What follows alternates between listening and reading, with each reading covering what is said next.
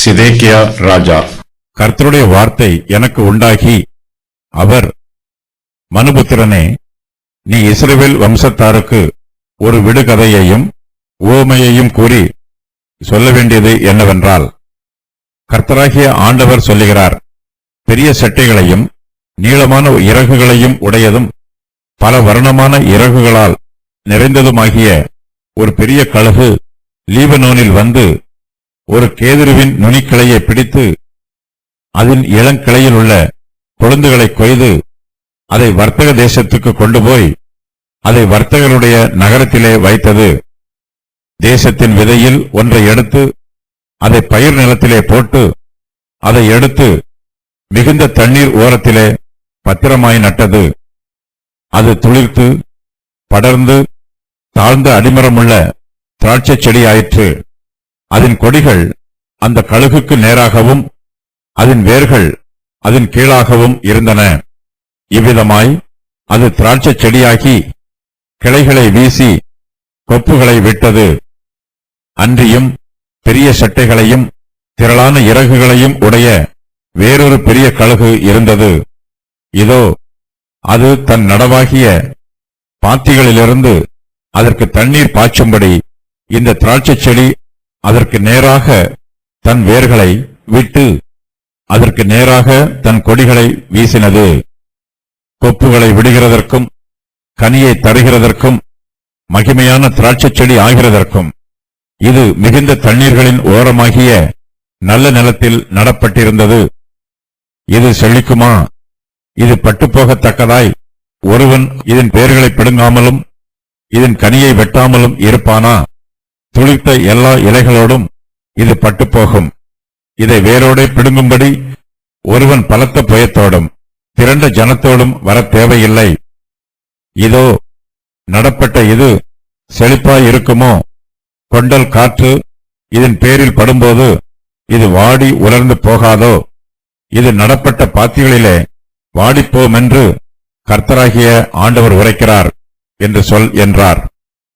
பின்பு கர்த்தருடைய வார்த்தை எனக்கு உண்டாகி, அவர், இப்போதும் இவைகளின் தாற்பயம் தெரியுமா என்று நீ கலக வீட்டாரை கேட்டு சொல்ல வேண்டியது என்னவென்றால், இதோ, பாபிலோன் ராஜா எருசலேமுக்கு வந்து அதன் ராஜாவையும் அதன் பிரபுக்களையும் பிடித்து அவர்களை தன்னிடமாக பாபிலோனுக்கு கொண்டு போகும்போது அவன் ராஜ வம்சத்திலே ஒருவனை தெரிந்தெடுத்து அவனோட உடன்படிக்கை பண்ணி ராஜ்யம் தன்னை உயர்த்தாமல் தாழ்ந்திருக்கும்படிக்கும் தன் உடன்படிக்கையை அவன் கைக்கொள்ளுகிறதினால் அது நிலை நிற்கும்படிக்கும் அவனை ஆணை பிரமாணத்துக்கு உட்படுத்தி தேசத்தில் பலசாலிகளை பிடித்துக் கொண்டு போனானே.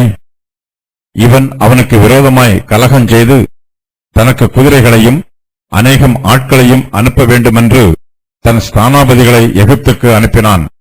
இப்படிப்பட்டவனுக்கு வாய்க்குமோ? இப்படி செய்கிறவன் தப்பித்துக் கொள்வானோ? உடன்படிக்கையை முறித்தவன் தப்பித்துக் கொள்வானோ? தன்னை ராஜாவாக ஏற்படுத்திய ராஜாவினுடைய ஆணையை அசட்டை பண்ணி அவனுடைய உடன்படிக்கையை முறித்து போட்டவன் அந்த ராஜாவினுடைய ஸ்தானமாகிய பாபிலோன் நடுவிலே அவன் அண்டையில் இருந்து மரணமடைவான் என்று என் ஜீவனைக் கொண்டு சொல்லுகிறேன் என்று கர்த்தராகிய ஆண்டவர் சொல்லுகிறார். அவன் அநேகம் ஜனங்களை நாசம் பண்ணும்படி அணை போட்டு கொத்தளங்களை கட்டும்போது பார்வோன் பெரிய சேனையோடும் திரளான கூட்டத்தோடும் வந்து இவனுக்காக யுத்தத்தில் உதவ மாட்டான்.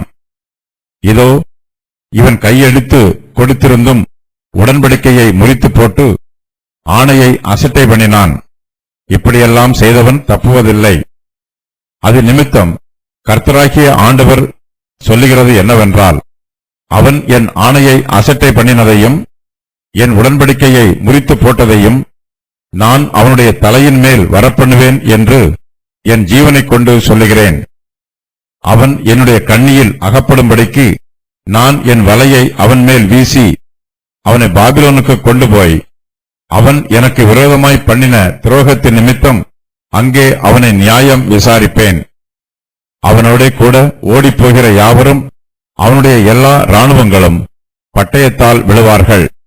மீதியானவர்களோ சகல திசைகளிலும் சிதறடிக்கப்படுவார்கள். அப்பொழுது கர்த்தராகிய நான் இதைச் சொன்னேன் என்று அறிந்து கொள்வீர்கள். எசேக்கியேல் இஸ்ரவேல் வம்சத்தாருக்கு ஒரு விடுகதையையும் உவமையையும் சொல்ல வேண்டும். அவர்களை ஆச்சரியப்பட வைப்பதற்காகவோ அவர்களை குழப்புவதற்காகவோ இந்த விடுகதை சொல்லப்படவில்லை. கர்த்தர் இந்த விடுகதையை சொல்லிவிட்டு இதன் தாற்பயத்தையும் விவரிக்கிறார். தாற்பயமும் விளக்கமும் வேதத்தின் ரகசியங்களை புரிந்து கொள்வதற்கு மிகவும் அவசியம். ஆனாலும் எசேக்கியேல் தீர்க்கதரிசி இஸ்ரவேல் வம்சத்தாருக்கு முதலாவதாக விடுகதையையும் ஓமையையுமே சொல்ல வேண்டும். ஜனங்கள் தாற்பயத்தை நினைவில் வைத்திருப்பதை விட விடுகதையையும் ஓமையையும் எளிதாக நினைவில் வைத்திருப்பார்கள். மற்றவர்களுக்கும் விடுகதைகளை எளிதாக சொல்லுவார்கள். கர்த்தருடைய ஊழியக்காரர்கள் சத்திய வசனங்களை பிரசங்கம் பண்ணும்போது பல்வேறு விதமான முறைகளையும் கையாள வேண்டும்.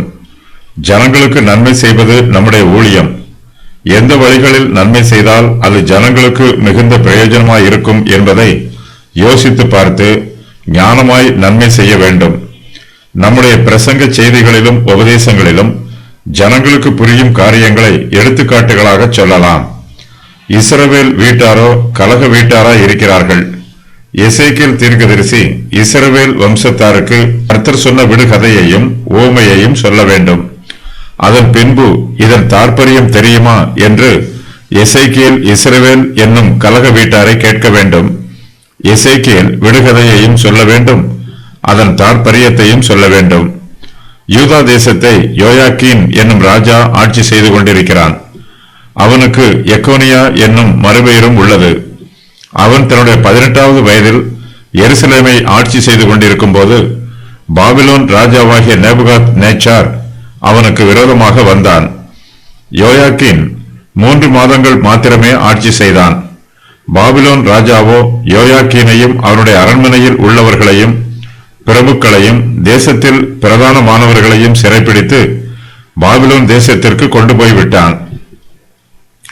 அப்பொழுது யூதாவின் ராஜாவாகிய யோயாக்கீனும் அவன் தாயும் அவன் ஊழியக்காரரும் அவன் பிரபுக்களும் பிரதானிகளும் பாபிலோன் ராஜாவினிடத்திற்கு புறப்பட்டு போனார்கள்.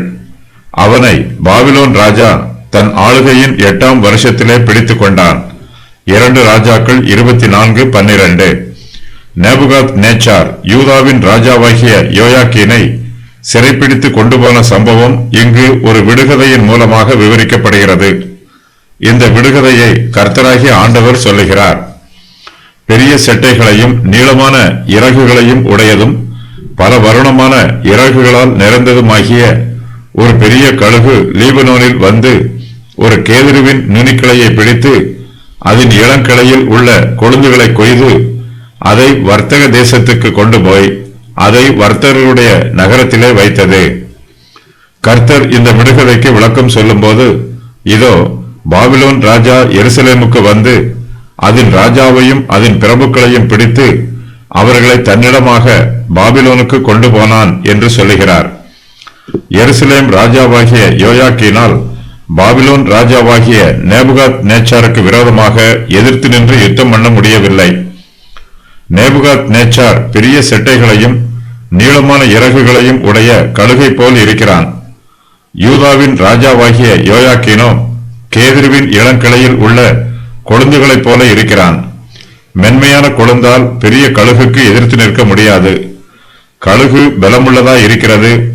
அது வேகமாக பறந்து வந்து இளம் கிளையில் உள்ள கொழுந்தை கொய்து கொண்டு போய் விடுகிறது.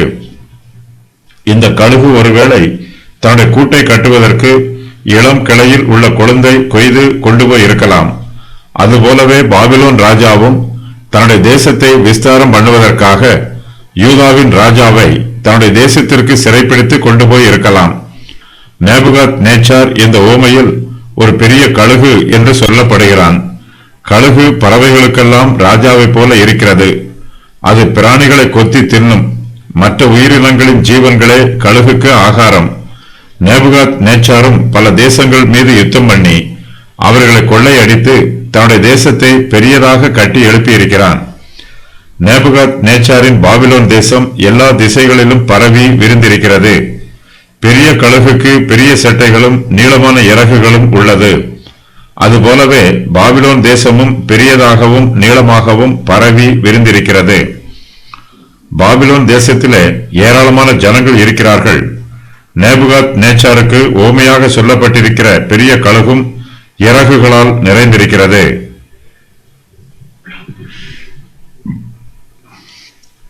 பாபிலோன் ராஜாவின் அரண்மனை ஆடம்பரமாய் இருக்கிறது.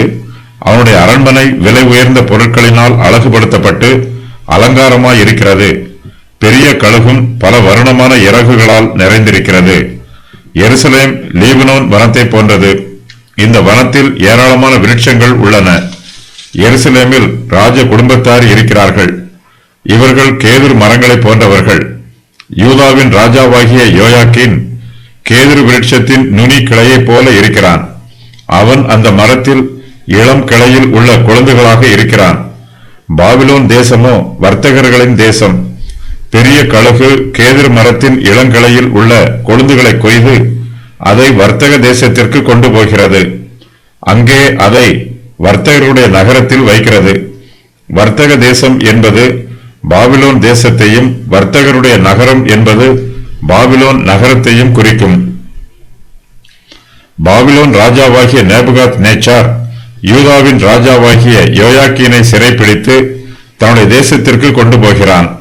அதன் பின்பு நேபுகாத் நேச்சார் யோயாக்கீனுடைய சிறிய தகப்பனாகிய சிதேக்கியாவை அவனுடைய ஸ்தானத்திலே யூதா தேசத்தின் மீது ராஜாவாக்குகிறான். சிதேக்கியாவின் பழைய பெயர் மத்தனியா என்பதாகும். இந்த பெயருக்கு கர்த்தருடைய ஈவு என்று பொருள். நேபுகாத் நேச்சாரோ மத்தனியா என்னும் பெயரை மாற்றி அவனுக்கு சிதேக்கியா என்னும் மறுபெயரை கொடுக்கிறான். சிதேக்கியா என்னும் பெயருக்கு கர்த்தருடைய நீதி என்று பொருள். கர்த்தர் சிதேக்கியாவை பற்றி சொல்லும்போது அவனை தேசத்தின் விதையில் ஒன்று என்று சொல்லுகிறார். சிதேக்கியா பாபிலோன் தேசத்து பிரபுக்களில் ஒருவன் அல்ல. அவன் யூதா தேசத்தை சேர்ந்தவன். நேபுகாத் நேச்சார் சிதேக்கியாவை யூதா தேசத்திற்கு ராஜாவாக்கின சம்பவத்தை கர்த்தர் ஒரு விடுகதையின் மூலமாக சொல்லுகிறார். தேசத்தின் விதையில் ஒன்றை எடுத்து அதை பயிர் நிலத்திலே போட்டு அதை எடுத்து மிகுந்த தண்ணீர் ஓரத்திலே பத்திரமாய் நட்டது. அது துளிர்த்து படர்ந்து தாழ்ந்த அடிமரமுள்ள திராட்சை செடி ஆயிற்று. அதன் கொடிகள் அந்த கழுகுக்கு நேராகவும் அதன் வேர்கள் அதன் கீழாகவும் இருந்தன. இவ்விதமாய் அது திராட்சை செடியாகி கிளைகளை வீசி கொப்புகளை விட்டது. நேபுகாத் நேச்சார் சிதேக்கியாவை எருசலேமிலே ராஜாவாக்குகிறான். எருசலேம் ஒரு பயிர் நிலத்தை போல இருக்கிறது. நேபுகாத் நேச்சார் சிதேக்கியாவை எருசலேம் என்னும் பயிர் நிலத்திலே போடுகிறான். அதை மிகுந்த தண்ணீர் ஓரத்தில் பத்திரமாய் நாட்டுகிறான். நேபுகாத் நேச்சார் சிதேக்கியாவை யூதாவின் அரண்மனையிலே போட்டு அதன் சிங்காசனத்தின் மேல் அமரச் செய்கிறான். தண்ணீர் ஓரத்திலே பத்திரமாய் நடப்பட்ட விதை வேகமாக வளரும். அது ஆரோக்கியமாய் இருக்கும். அதற்கு தேவையான தண்ணீர் அதன் ஓரத்திலேயே கிடைக்கிறது. இந்த செடி ஒருபோதும் மரமாவதில்லை. இது தண்ணீர் ஓரத்தில் இருக்கும் வரையில்தான் நன்றாய் வளரும். இதற்கு தேவையான தண்ணீர் கிடைக்கவில்லை என்றால் இந்த செடி பட்டுப்போகும். நேபுகாத் நேச்சாரோ தேசத்தின் விதையில் ஒன்றாகிய சிதேக்கியாவை எருசலேமிலே பத்திரமாய் நடுகிறான். அவனை மிகவும் ஜாக்கிரதையாய் யூதாவுக்கு ராஜாவாக்குகிறான். அந்த விதை வளர வேண்டும், ஆனால் அது வளர்ந்து பெரிய மரமாகிவிடக் கூடாது என்பது நேபுகாத் நேச்சாரின் திட்டம். அதற்கு ஏற்ற பிரகாரமாக நேபுகாத் நேச்சார் சிதேக்கியாவை மிகவும் பத்திரமாய் நடுகிறான். சிதேக்கியா யூதா தேசத்தை ஆளுகை செய்ய வேண்டும். அவன் பாபிலோனுக்கு கீழ்ப்படிந்து யூதாவை ஆட்சி செய்ய வேண்டும். சிதேக்கியா பாபிலோனுக்கு விரோதமாக கலகம் பண்ணி யூதா தேசத்தை தன்னிச்சையாக ஆட்சி செய்து விடக்கூடாது. அவன் எப்போதுமே பாபிலோனுக்கு அடிமையாக இருக்க வேண்டும். இதுவே நேபுகாத் நேச்சாரின் திட்டம்.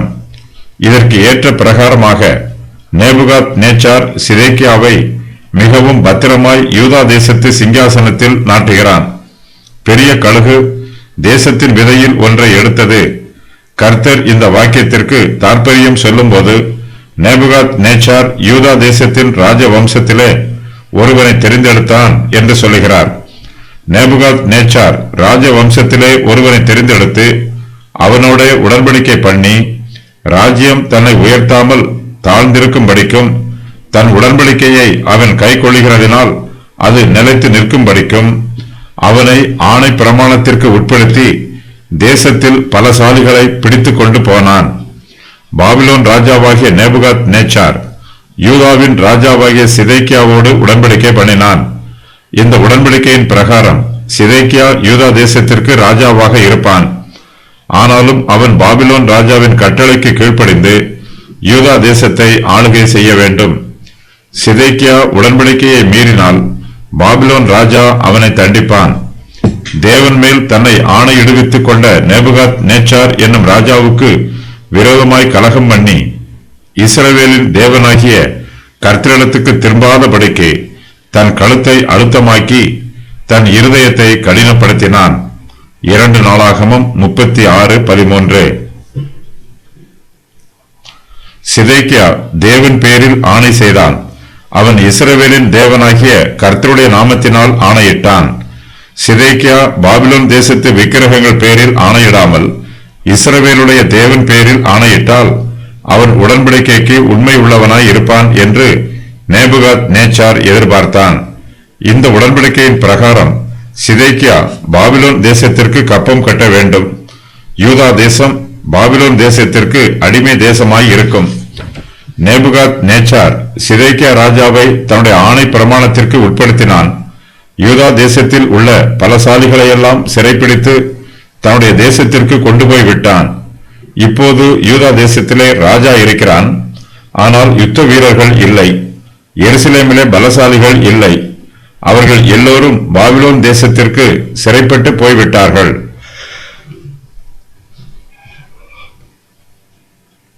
சிதேக்கியா ராஜாவுக்கு பலமுள்ள இராணுவம் இல்லை.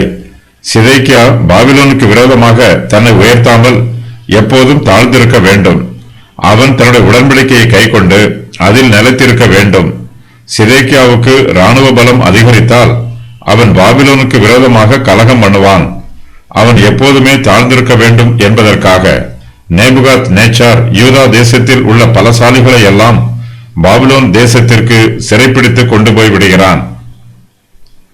பூர்வ காலத்தில் இஸ்ரவேல் தேசத்திற்கு அண்டை தேசத்தில் இருந்தவர்கள் எல்லோரும் இஸ்ரவேலின் ராஜாவோடு உடன்படிக்கை பண்ணினார்கள். அவர்கள் தங்கள் தலைகளை உயர்த்தாமல் இஸ்ரவேலுக்கு கீழ்ப்படிந்தார்கள். ஆனால் இப்போதோ யூதா தேசம் பாபிலோன் தேசத்திற்கு கீழ்ப்படிந்திருக்கிறது. யூதா தேசத்தாரால் தங்கள் தலைகளை உயர்த்த முடியவில்லை. யூதா தேசம் தாழ்ந்து போயிற்று. சாலமோன் ஆட்சி காலத்தில் மற்ற தேசத்து ராஜாக்கள் எல்லோரும் தங்கள் பொக்கிஷங்களை எருசலேமுக்கு கப்பமாக செலுத்த வந்தார்கள். இப்போதோ யூதாவின் ராஜாவாகிய சிதேக்கியா பாபிலோன் தேசத்திற்கு கப்பம் செலுத்துகிறான். சிதேக்கியா ராஜா நேபுகாத் நேச்சாரோடு செய்து கொண்ட உடன்படிக்கையின் பிரகாரம் சிறிது காலம் பாபிலோன் தேசத்திற்கு உண்மை உள்ளவனாய் இருக்கிறான். அவர்களுக்கு ஒழுங்காக கப்பம் கட்டுகிறான். யூதா தேசத்தில் சிதேக்கியாவுக்கு ஒரு பிரச்சனையும் இல்லை. யூதா தேசத்தாரும் பாபிலோன் தேசத்தின் பராமரிப்பில் நன்றாய் இருக்கிறார்கள். சிதேக்கியா ராஜா கர்த்தருக்கு முன்பாக தன்னை தாழ்த்தி தன்னுடைய இருதயத்தை சுத்தப்படுத்தி புதுப்பித்துக் கொண்டால் கர்த்தருடைய கிருபையும் இரக்கமும் அவனுக்கு கிடைக்கும். சிதேக்கியா கர்த்தரிடத்திற்கு திரும்பி வந்து கர்த்தரை மாத்திரமே ஆராதிக்க வேண்டும். அப்போது கர்த்தர் அவன் இழந்து போன மேன்மையை திரும்ப கொடுத்திருப்பார். சிதேக்கியா ராஜா நேபுகாத் நேச்சாருக்கு கீழ்ப்படிந்திருந்த போது அவன் செழிப்பாய் இருந்தான். கர்த்தர் சிதேக்கியாவின் செழிப்பை பற்றி இந்த விடுகதையில் இவ்வாறு சொல்லுகிறார். அது துளிர்த்து படர்ந்து தாழ்ந்த அடிமரமுள்ள திராட்சை செடி ஆயிற்று. அதன் கொடிகள் அந்த கழுகுக்கு நேராகவும் அதன் வேர்கள் அதன் கீழாகவும் இருந்தன. இவ்விதமாய் அது திராட்சை செடியாகி கிளைகளை வீசி கொப்புகளை விட்டது. பாபிலோன் ராஜாவாகிய நேபுகாத் நேச்சார் சிதேக்கியா ராஜாவை யூதா தேசத்தில் சிங்காசனத்தில் அமரச் செய்தான். பெரிய கழுகு தேசத்தின் விதையில் ஒன்றை எடுத்து அதை தண்ணீர் ஓரத்திலே நட்டது. அந்த விதை துளிர்த்து படர்ந்து தாழ்ந்த அடிமரமுள்ள திராட்சை செடி ஆயிற்று. அந்த விதை செழித்தது போல சிதேக்கியா ராஜாவும் செழிப்பாய் இருக்கிறான். திராட்சை செடி துளிர்த்து படர்ந்திருக்கிறது. அதன் கிளைகள் தாழ்ந்திருக்கிறது. திராட்சை பழங்களை பறிக்கிறவர்கள் தாழ்ந்த கிளையில் அதிக சிரமம் இல்லாமல் எளிதாய் பறிப்பார்கள். யூதா தேசத்தாருக்கும் சிதேக்கியா ராஜாவின் மூலமாய் நன்மை உண்டாயிற்று. திராட்சை பழங்கள் இருதயத்திற்கு சந்தோஷத்தை கொடுப்பது போல சிதேக்கியாவும் யூதாவின் மனுஷருக்கு சந்தோஷத்தை கொடுத்தான். சிதேக்கியா தாழ்ந்த அடிமரமுள்ள திராட்சை செடியைப் போல இருக்கிறான். உயரம் குட்டையாக இருக்கிறது. அது ஓங்கி உயர்ந்து வளர்ந்த கேதுரு மரத்தைப் போல் இல்லை. சிதேக்கியா தாழ்ந்திருந்தாலும் அவன் திராட்சை செடியைப் போல கனி கொடுக்கிறான். ஜனங்களுக்கு பிரயோஜனம் உள்ளவனாய் இருக்கிறான். ஒருவருக்கும் பிரயோஜனம் இல்லாமல் உயர்ந்த கேதுரு மரத்தைப் போல இருப்பதை விட எல்லோருக்கும் பிரயோஜனமாய் தாழ்ந்த அடிமரமுள்ள திராட்சை செடியாய் இருப்பது மிகவும் நல்லது. பிறருக்கு உதவி செய்யாத ஐஸ்வர்யவான்களை விட பிறருக்கு உதவி செய்கிற தரித்திரரே பாக்கியவான்கள். சிதேக்கியா ராஜாவின் ஆட்சியை பார்த்து நேபுகாத் நேச்சாரும் சந்தோஷப்படுகிறான். திராட்சை செடியின் கொடிகள் அந்த கழுகுக்கு நேராக இருக்கிறது. சிதேக்கியா ராஜாவின் ஆளுகையும் யூதா தேசமும் நேபுகாத் நேச்சாரின் மேற்பார்வையில் இருக்கிறது. திராட்சை செடி ஒரு சுவற்றில் படர்வது போல சிதேக்கியா ராஜா நேபுகாத் நேச்சாரின் ஆதரவில் யூதா தேசத்தை ஆளுகை செய்கிறான்.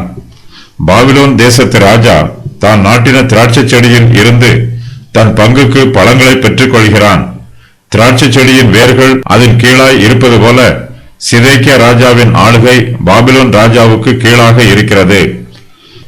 யூதா தேசம் என்னும் திராட்சை செடி இன்னும் அழிந்து போகவில்லை. அது துளிர்த்து படர்ந்திருக்கிறது. அதற்கு இன்னும் வேர்கள் இருக்கிறது. திராட்சை செடியின் வேர்கள் செடிக்கு கீழே இருக்கிறது. யூதா தேசத்தார் கர்த்தருக்கு விரோதமாக பாவம் செய்தாலும் கர்த்தர் அவர்களை இன்னும் முற்றிலுமாய் அழித்து போடவில்லை. அவர்கள் கிருபையின் காலத்தில் இருக்கிறார்கள். அவர்கள் மனம் திரும்புவதற்கு ஏராளமான வாய்ப்புகள் உள்ளன. யூதர்கள் மனம் திரும்ப வேண்டும் என்பதற்காகவே கர்த்தர் அவர்களை தாழ்ந்த அடிமரமுள்ள திராட்சை செடியாக வைத்திருக்கிறார். யூதர்கள் கர்த்தருக்கு முன்பாக தங்களை உயர்த்தாமல் தங்களை தாழ்த்த வேண்டும். அவர்கள் உயர்ந்த கேதுருவை போல் இருந்தால் அவர்களுடைய இருதயத்தில் பெருமையும் மேட்டிமையும் வந்துவிடும். அவர்கள் தங்களை தாழ்த்தி தங்களுடைய பாவங்களுக்கு மனம் திரும்ப வேண்டும் என்பதற்காக கர்த்தர் அவர்களை தாழ்ந்த அடிமரமுள்ள திராட்சை செடியாக வைத்திருக்கிறார். சிதேக்கியா செலுத்திருந்த போது அவனுடைய இருதயத்தில் பெருமையும் ஆணவமும் உண்டாயிற்று. பாபிலோன் ராஜாவுக்கு கப்பம் கட்டுவதை அவனுடைய மனது வெறுத்தது. அவனால் பாபிலோன் ராஜாவுக்கு விரோதமாக தனித்திருந்து யுத்தம் பண்ண முடியாது. சிதேக்கியா எகிப்து தேசத்தின் ராஜாவோடு ரகசியமாய் உடன்படிக்கை செய்து கொள்கிறான். பாபிலோன் ராஜாவுக்கு கப்பம் கட்டுவதையும் நிறுத்திவிடுகிறான். சிதேக்கியா பாபிலோன் ராஜாவுக்கு கீழ்ப்படிந்து அவன் ஒழுங்காக கப்பம் கட்டி வந்தால் அவனுக்கு ஒரு பிரச்சனையும் வந்திருக்காது. யூதாவின் மனுஷருக்கும் பாபிலோன் தேசம் மூலமாய் பாதுகாப்பு கிடைக்கும். சிதேக்கியா ராஜாவும் நல்ல பழங்களை கொடுக்கும் திராட்சை செடியாக இருப்பான். சிதேக்கியா எகிப்து தேசத்து ராஜாவோடு ரகசிய உடன்படிக்கை செய்ததினால் அவனுக்கு கேடு உண்டாயிற்று. சிதேக்கியா ராஜாவையும் எகிப்து தேசத்தையும் சிதேக்கியா எகிப்து தேசத்து ராஜாவோடு செய்து கொண்ட உடன்படிக்கையையும் கர்த்தர் இந்த விடுகதையின் மூலமாக சொல்லுகிறார். அன்றியும் பெரிய சட்டைகளையும் திரளான இறகுகளையும் உடைய வேறொரு பெரிய கழுகு இருந்தது. இதோ அது தன் நடவாகிய பாத்திகளில் இருந்து அதற்கு தண்ணீர் பாய்ச்சும்படி இந்த திராட்சை செடி அதற்கு நேராக தன் வேர்களை விட்டு அதற்கு நேராக தன் கொடிகளை வீசினது. இந்த விடுகதையில் வேறொரு பெரிய கழுகு என்பது எகிப்து தேசத்தின் ராஜாவை குறிக்கும். எகிப்தின் ராஜாவும் பாபிலோன் ராஜாவும் பெரிய கழுகுகளாக இருக்கிறார்கள். கழுகு தன்னுடைய இரைகளை பட்சிப்பது போல இவ்விரண்டு ராஜாக்களும் மற்ற தேசங்களை பட்சிக்கிறார்கள். எகிப்து தேசமாகிய பெரிய கழுகுக்கு பெரிய சட்டைகளும் திரளான இறகுகளும் உள்ளது. ஆனால் பாபிலோன் தேசத்து ராஜாவாகிய கழுகிடம் இருப்பது போல நீளமான இறகுகள் இல்லை. பாபிலோன் தேசம் நீளமாக விரிந்து பரவி இருந்தது. எகிப்து தேசம் பாபிலோனை போல பரப்பளவில் நீளமாக இல்லை. இரண்டு கழுகுகள் இடத்திலும் பெரிய சட்டைகள் இருக்கிறது. பாபிலோன் என்னும் கழுகினிடத்திலும் நீளமான இறகுகளும் எகிப்து என்னும் கழுகினிடத்திலும் திரளான இறகுகளும் உள்ளன. எகிப்து தேசத்தில் ஏராளமான செல்வங்களும் ஐஸ்வர்யங்களும் பொக்கிஷங்களும் உள்ளன. எகிப்து தேசத்து சேனையிலே ஏராளமான யுத்த வீரர்கள் இருக்கிறார்கள். சிதேக்கியா எகிப்து ராஜாவோடு உடன்படிக்கை பண்ணுகிறான். எகிப்தின் ராஜாவும் சிதேக்கியாவை விடுதலை பண்ணுவதாக வாக்கு பண்ணுகிறான். பாபிலோன் தேசத்தார் யூதா தேசத்தின் மீது யுத்தம் பண்ண வந்தால் எகிப்தின் ராஜா யூதாவை பாதுகாக்க வருவதாகவும் சொல்லுகிறான். இந்த உடன்படிக்கையின்படி சிதேக்கியா எகிப்து தேசத்திற்கு கப்பம் கட்டுகிறான். தண்ணீர் ஓரத்திலே நடப்பட்ட திராட்சை செடி தன் நடவாகிய பாத்திகளில் இருந்து எகிப்துக்கு நேராக தன் வேர்களை விட்டு தன் கொடிகளை அதற்கு நேராக வீசுகிறது. ஆரம்பத்தில் சிதேக்கியா ராஜா ஒருவருக்கும் தெரியாமல் ரகசியமாக எகிப்தின் ராஜாவோடு உடன்படிக்கை பண்ணியிருந்தான்.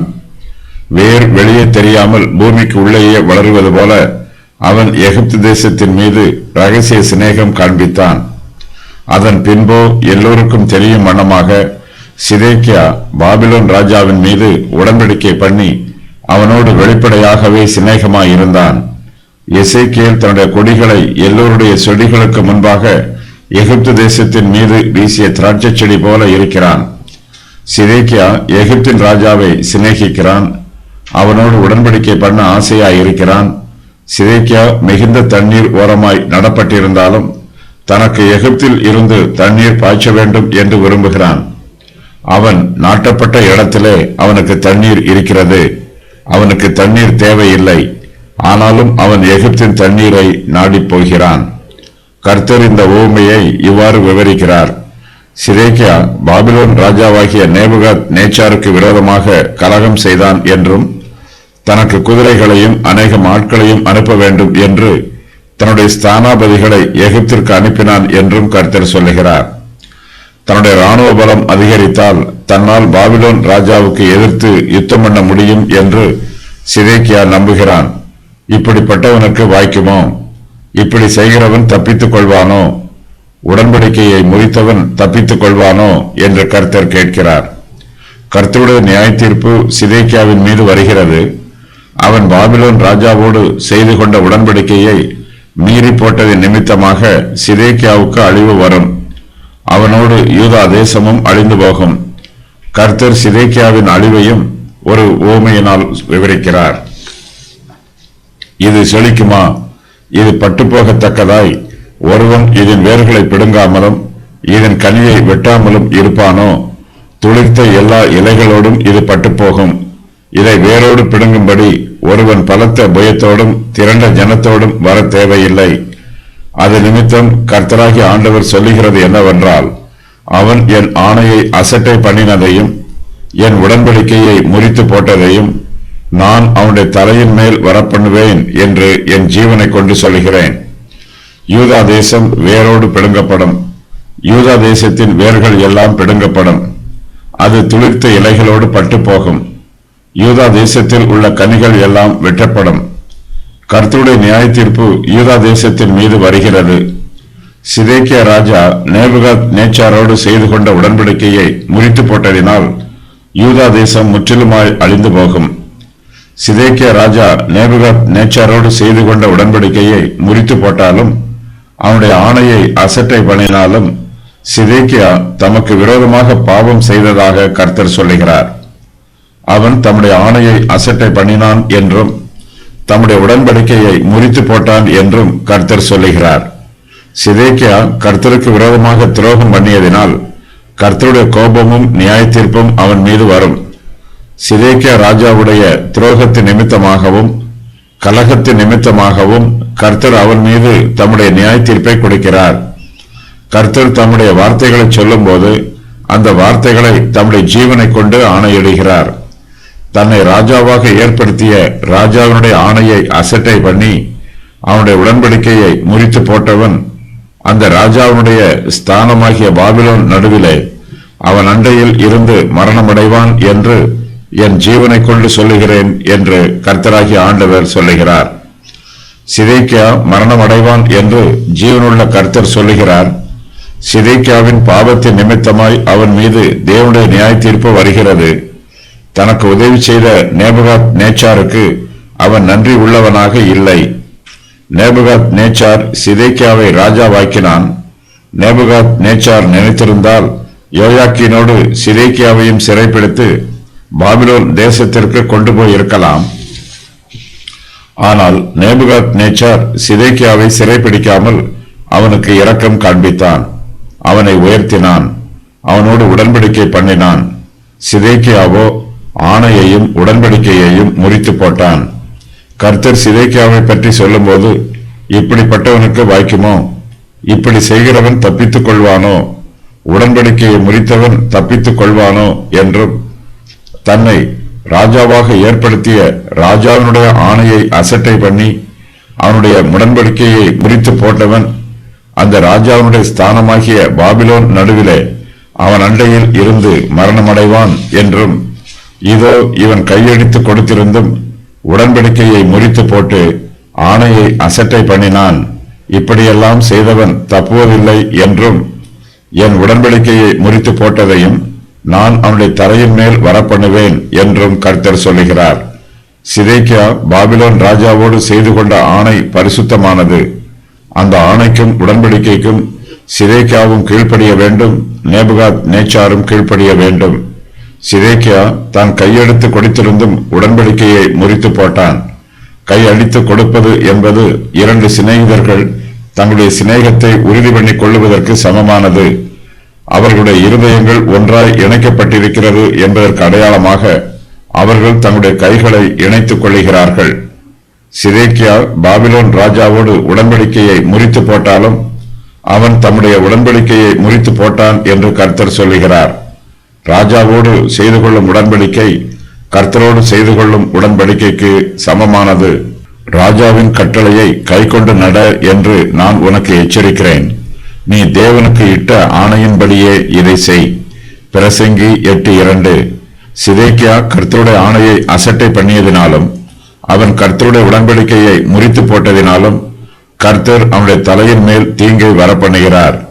கர்த்தர் தம்முடைய வலையை சிதேக்கியாவின் மேல் வீசுகிறார். சிதேக்கியா கர்த்தருடைய கண்ணியில் அகப்படுவான். கர்த்தர் அவனை பாபிலோனுக்கு கொண்டு போவார். சிதேக்கியா நேபுகாத் நேச்சாருக்கு விரோதமாக துரோகம் பண்ணினாலும் அவன் தமக்கு விரோதமாக துரோகம் பண்ணுகிறான் என்று கர்த்தர் சொல்லுகிறார். அந்த துரோகத்தின் நிமித்தம் கர்த்தர் எசேக்கியாவை நியாயம் விசாரிப்பதாகவும் சொல்லுகிறார். நேபுகாத் நேச்சார் விக்கிரகங்களை ஆராதிக்கிறவனாக இருந்தாலும் இஸ்ரவேலின் பரிசுத்தராகிய கர்த்தரோ சிதேக்கியாவை நியாயம் விசாரிக்கிறார். சிதேக்கியா கர்த்தரை ஆராதிக்கிறவன், நேபுகாத் நேச்சார் விக்கிரக ஆராதனைக்காரன். கர்த்தருடைய பிள்ளைகள் யாருக்கும் துரோகம் பண்ணக்கூடாது. சத்தியம் எல்லோருக்கும் பொதுவானது.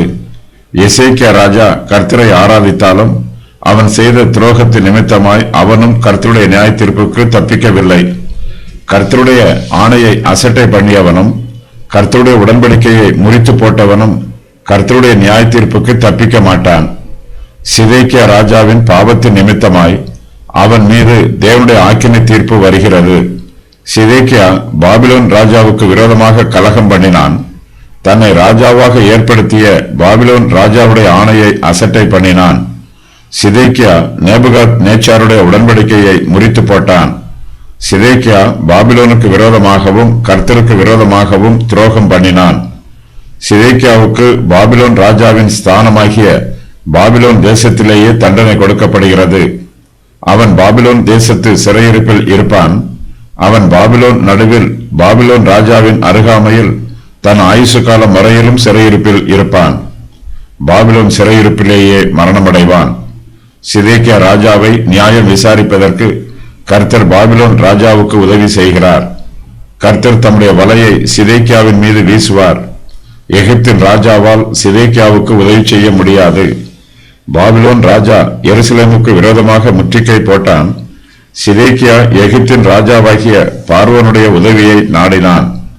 பார்வோனும் பெரிய சேனையோடும் திரளான கூட்டத்தோடும் சிதேக்கியாவுக்கு உதவி செய்ய வருவான். ஆனாலும் பார்வோனால் சிதேக்கியாவுக்காக யுத்தத்திலே உதவி செய்ய முடியாது. எகிப்தியரின் சேனை சிதேக்கியாவுக்கு உதவி செய்ய வருவதை கல்தேயர்கள் கேள்விப்படுகிறார்கள். கல்தேயர்கள் எருசலேமை முற்றுகையிடுவதை நிறுத்திவிட்டு தங்கள் தேசத்திற்கு திரும்பி போய் விடுகிறார்கள். கல்தேயர்கள் போன பின்பு எகிப்தியரும் தங்கள் தேசத்திற்கு திரும்பி போய் விடுகிறார்கள். கல்தேயர்கள் தங்கள் தேசத்திற்கு விரோதமாக மறுபடியும் வரமாட்டார்கள் என்று சிதேக்கியா நினைத்தான். ஆனால் கல்தேயர்களோ மறுபடியுமாய் எருசலேமுக்கு விரோதமாய் வருகிறார்கள். கல்தேயர்கள் எருசலேமை மறுபடியும் முற்றுகையிட்டு நகரத்தை பிடிக்கிறார்கள்.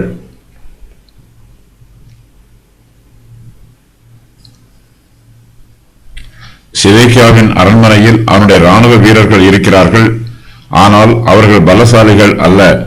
தேசத்திலே பிரதானமானவர்களையும் பலசாலிகளையும் நேபுகாத் நேச்சார் தன்னுடைய தேசத்திற்கு ஏற்கனவே சிறைப்பிடித்து கொண்டு போய்விட்டான்.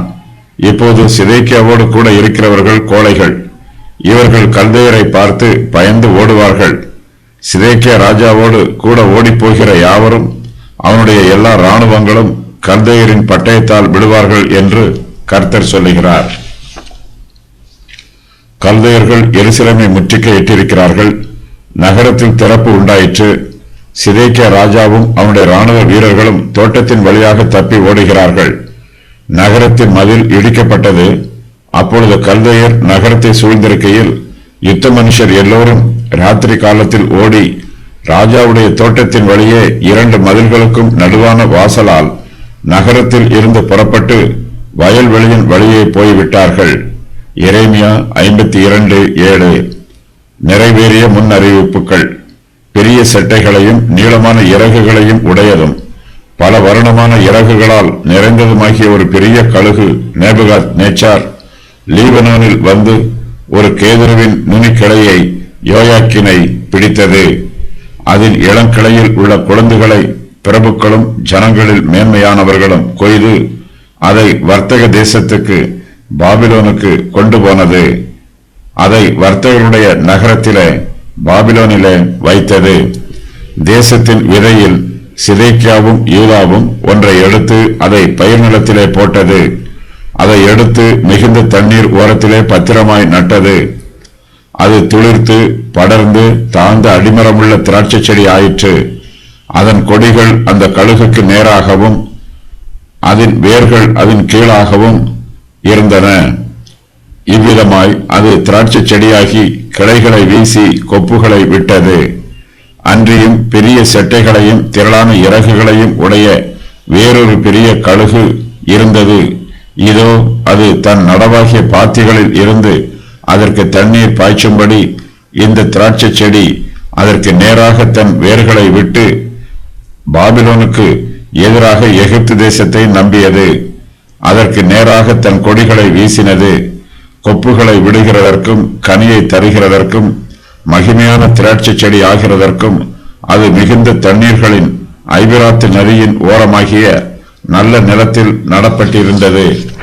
இது செழிக்காது, இது பட்டுப்போகத்தக்கதாய் ஒருவன் நேபுகாத் நேச்சார் இதன் வேர்களை பிடுங்குவான், இதன் கனியை வெட்டுவான். துளிர்த்த எல்லா இலைகளோடும் இது பட்டுப்போகும். இதை வேரோடே பிடுங்கும்படி ஒருவன் பலத்த பயத்தோடும் திரண்ட ஜனத்தோடும் வர தேவையில்லை. இது நடப்பட்ட பாத்திகளிலே வாடிப்போகும். கொண்டல் காற்று பாபிலோன் இதன் பேரில் படும்போது இது வாடி உலர்ந்து போகும். நடப்பட்ட இது செழிப்பாயிராது. நிறைவேறிய முன் அறிவிப்புகள். பாபிலோன் ராஜா எருசலேமுக்கு வந்து அதன் ராஜாவையும் அதன் பிரபுக்களையும் பிடித்து அவர்களை தன்னிடமாக பாபிலோனுக்கு கொண்டு போவான். அவன் ராஜ வம்சத்திலே ஒருவனை சிதேக்கியாவை தெரிந்தெடுத்து அவனோட உடன்படிக்கை பண்ணுவான். அவனை ஆணை பிரமாணத்துக்கு உட்படுத்தி தேசத்தில் பலசாலிகளை பிடித்து கொண்டு போவான்.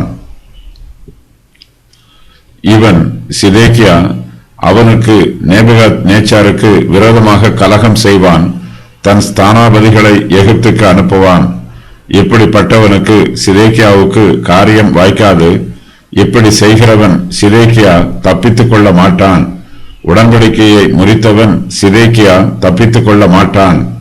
அவனுடைய உடன்படிக்கையை முறித்து போட்டவன் சிதேக்கியா பாபிலோன் நடுவிலே அவன் அண்டையில் இருந்து மரணமடைவான். பார்வோன் பெரிய சேனையோடும் திரளான கூட்டத்தோடும் வந்து இவனுக்காக சிதேக்கியாவுக்காக யுத்தத்தில் உதவ மாட்டான். இவன் சிதேக்கியா கையெடுத்து கொடுத்திருந்தும் உடன்படிக்கையை முறித்து போட்டு ஆணையை அசட்டை பண்ணினான். இப்படியெல்லாம் செய்தவன் தப்புவதில்லை. அவன் என் ஆணையை அசட்டை பண்ணினதையும் என் உடன்படிக்கையை முறித்து போட்டதையும் நான் அவனுடைய தலையின் மேல் வர பண்ணுவேன். அவன் என்னுடைய கண்ணியில் அகப்படும்படிக்கு நான் என் வலையை அவன் மேல் வீசுவேன். அவனை பாபிலோனுக்கு கொண்டு போய் அவன் எனக்கு விரோதமாய் பண்ணின துரோகத்தின் நிமித்தம் அங்கே அவனை நியாயம் விசாரிப்பேன். அவனோட கூட ஓடிப்போகிற யாவரும் அவனுடைய எல்லா இராணுவங்களும் பட்டயத்தால் விழுவார்கள். மீதியானவர்களோ சகல திசைகளிலும் சிதறடிக்கப்படுவார்கள். அப்பொழுது கர்த்தராகிய நான் இதை சொன்னேன் என்று அறிந்து கொள்வீர்கள். நிறைவேற வேண்டிய முன்னறிவிப்புகள். நான் உயர்ந்த கேதுருவின் நுனிக்கிளையில் ஒன்றை எடுத்து அதை நடுவேன். அதன் இளங்கிளையில் உள்ள கொழுந்துகளில் இளசாய் இருக்கிற ஒன்றை கொய்து அதை உயரமும் உன்னதமுமான ஒரு பர்வதத்தின் மேல் நாட்டுவேன். இஸ்ரவேலின் உயரமான பர்வதத்தில் அதை நாட்டுவேன். அது கொப்புகளை விட்டு கனி தந்து மகிமையான கேதுருவாகும். அதன் கீழே சகலவித பட்சி சாதிகளும் தங்கி அதன் கிளைகளின் நிழலிலே தாபரிக்கும். அப்படியே கர்த்தராகிய நான் உயர்ந்த விருட்சத்தை தாழ்த்தி தாழ்ந்த விருட்சத்தை உயர்த்தினேன் என்றும், நான் பச்சையான விருட்சத்தை பட்டுப்போக பண்ணி பட்டுப்போன விருட்சத்தை தழைக்க பண்ணினேன் என்றும் வெளியின் விருட்சங்களுக்கு எல்லாம் தெரிய வரும். நேபுகாத் நேச்சாரின் கீழ் யூதா தேசத்தை ஆளுகை செய்வதற்கு சிதேக்கியா ஒப்புக்கொண்டு அவனோடு உடன்படிக்கை பண்ணினான். ஆனால் ஒரு சில வருஷங்களுக்கு பின்பு சிதேக்கியா நேபுகாத் நேச்சாருக்கு விரோதமாக கலகம் பண்ணினான். இந்த கலகத்தில் எகிப்து தேசம் தனக்கு உதவி புரியும் என்று நம்பினான். இந்த காரியத்தை கர்த்தர் அங்கீகரிக்கவில்லை. இதற்காக கர்த்தர் சிதேக்கியாவை சபித்தார். சிதேக்கியா நேபுகாத் நேச்சாரோடு செய்து கொண்ட உடன்படிக்கையை கர்த்தர் தம்மோடு செய்து கொண்ட உடன்படிக்கையாக பாவித்தார். சிதேக்கியா இந்த உடன்படிக்கையை காத்துக்கொள்ள வேண்டும். ஒருவேளை சிதேக்கியா கர்த்தரின் நாமத்தில் ஆணையிட்டிருக்கலாம். சிதேக்கியா இந்த உடன்படிக்கையை மீறும்போது நேபுகாத் நேச்சாரின் பார்வையில் கர்த்தருடைய நாமம் தூஷிக்கப்படுகிறது. தனக்கு நஷ்டம் வந்தாலும் உடன்படிக்கை பண்ணியவர்கள் அந்த உடன்படிக்கைக்கு உண்மை உள்ளவர்களாக இருக்க வேண்டும். உடன்படிக்கையை மீறுவது பாவம்.